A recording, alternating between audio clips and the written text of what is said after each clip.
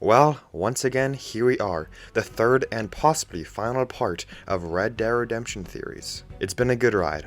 This has been the best performing series on my channel so far. But I'm just running out of good theories. But if you guys truly want another part, comment down below a theory, and if it's good enough, then maybe I'll do a part 4 to this. But enough talking about the future, and let's get right into the first theory. In my past 2 Red Dead Redemption theory videos, we talk a lot about how there could have been a second rat in the gang. And in this video, we have a couple more gang members and other characters who could have been a rat. But first, let's start off with John Marston. I know, I sound crazy, but hear me out. This theory could actually be true. First of all, we know that John used to be extremely flaky with the gang, leaving randomly for months before coming back. And it wouldn't be too hard to believe that the Pinkertons ran into him while he was away from the gang and turned him into a rat. In the first video, I talked about the reason why John was the only one who the cops left alive in the Saint Denis bank heist was because of Abigail and how she was the rat. But instead of Abigail, it actually might have been John who was the rat. They didn't kill him since he was a rat to the gang. And maybe before the start of Red Dead Redemption 1, the Pinkertons got tired of John not giving enough information.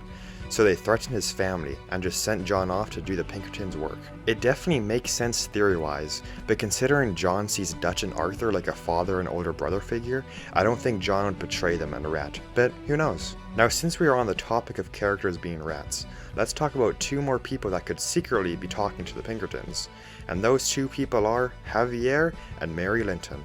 Let's first talk about Javier. This one is definitely the weaker theory out of the 2, but let's still talk about it.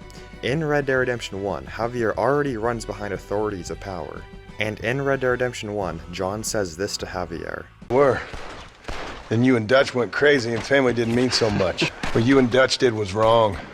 And the way you left me was wrong. John is literally describing Micah Bell and what Micah and Dutch do in Red Dead Redemption 2. So maybe the original plan was to have Javier be the second rat, but then at some point during the production of the game, they just decided to make Javier super loyal and make Micah the rat. Now, let's talk about the other possibility of there being a second rat. This one is different, since she is actually not part of the gang. This person is Mary Linton.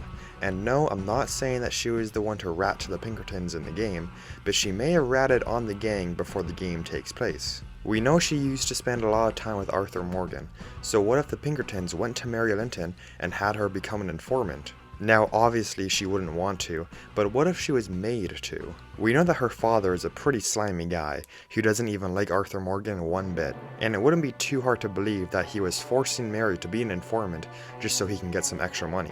If this is true and Mary Linton is a rat, then it would also explain why she's so weird around Arthur. She gets on and off the Arthur Morgan wagon so many times in the game. She even offers to run away with him, which could mean that she also wants to get away from the police. So maybe she does truly love Arthur, but she has a massive secret she's keeping from him.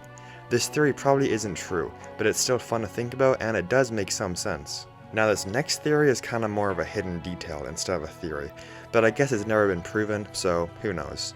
And this theory is that Hosea was sick during Red Dead Redemption 2. Well, not really sick, but he has asthma, which kind of fits his character. Throughout the game, when you're in your camp and it's cold out, you can see Hosea coughing a lot. Some people think he's actually the one who gave Arthur tuberculosis, but that might just be the dumbest theory I've ever heard. Anyways, back to the theory. He can be heard coughing in the cold, and he can be seen making ginseng. I definitely messed that up, but let's just move on. Ginseng can be used to treat asthma, so that's why this theory exists. Now, that was a pretty small theory, so let's take a turn and discuss the theory about Dr. Frankenstein and how he might be in Red Dead Redemption 2. If you head to the Van Horn trading post and head west from there, you will stumble upon a small house. At first, you will notice the house is boarded up, but if you head up to the 2nd floor, you can enter the house, and you will be greeted to a discount Frankenstein and other strange things in the house. If you explore more, it will reveal more about the owner of the house, which some people believe is Dr. Frankenstein himself. Now, I'm gonna go do something I don't usually do, and that's talking about a theory I've already talked about, but this is just because of new evidence. In my last video, we talked about how Gavin has been missing for years, and Nigel is trying to find him. And in that video, we came to the conclusion that Nigel has split personalities and that he's actually Gavin, but I recently discovered another thing that it could be. Are you ready? Well, listen to this. What if Gavin was actually abducted by aliens? We know aliens exist in the Red Dead Redemption universe since you can see a UFO in the game. So what if Gavin got abducted and that's why you can't find him? He's in space. Also, another theory could be that the UFO was actually the time traveler's time machine. I just made that theory up now, so let me know what you guys think down in the comments below. Now, let's talk about one of the most dangerous tribes of people back in the day. And that tribe is the Vikings, and how they might have lived in New Hanover.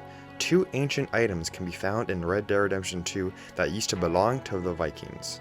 These items are an old wearable Viking helmet, along with the hatchet that one of them used. These items suggest that Vikings used to roam the area that Red Dead Redemption 2 takes place in. Now let's take a moment to talk about a bigger theory, and that theory is the girl in the window. During your travels, you can encounter 2 NPCs with some information about Emerald Ranch. The first NPC is a woman who asks for a ride following the death of her horse. If you decide to help her and give her a ride, she calls Emerald Ranch a strange place, with a nasty owner whose daughter never leaves the house. She also mentions a closed down saloon filled with bullet holes and bloodstains. Emerald Ranch, well, it's a strange place. How so? The owner's a mean bastard. Strange, too. The likes in bullying folk.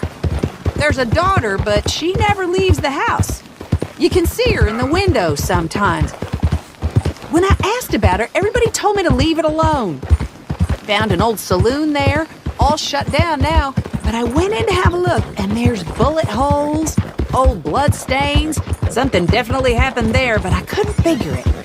Just an uncomfortable feeling to the place. And when you ask Hosea about Emerald Ranch, Hosea says that there's something strange about the place. He then reveals that there used to be a general store and a saloon, but despite the closures of these businesses, the ranch still seems to have money. And like the woman before, Hosea talks about the owner's daughter, who Seamus used to see around town, but now she never leaves the house. If you decide to visit the ranch yourself, you can occasionally see a young woman peering out from the upper window, but who is she and why is she kept locked up? Many people believe that Emerald Ranch could be connected to an intriguing letter you can receive from an abandoned mail coach in the Cumberland Forest. The letter is written by a woman named Annabelle to her cousin Myram.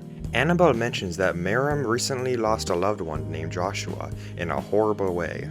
She goes on to question why Myram hasn't responded to her last 6 letters and concluded that Uncle Eugene may be keeping them from her. And players have noticed that a tombstone outside the Bloody Saloon reads Joshua Burgess, which is Myram's last name. So if we put all this evidence together, we can somewhat conclude that Eugene likely killed his daughter's lover, Joshua, in the saloon and now is holding Myram against her will. Which definitely makes sense, and it's such a massive detail that you can barely even notice. That just shows how much detail Rockstar puts into their games. And unfortunately, that is going to be the end of this video. If you made it this far, please consider liking and subscribing. And if you want to see more videos like this, then make sure to check out my 2 other Red Dead Redemption theory videos, along with my video on how Disney ruined Darth Vader. Again, thank you so much if you've made it this far, and I'll see you in the next one. Goodbye.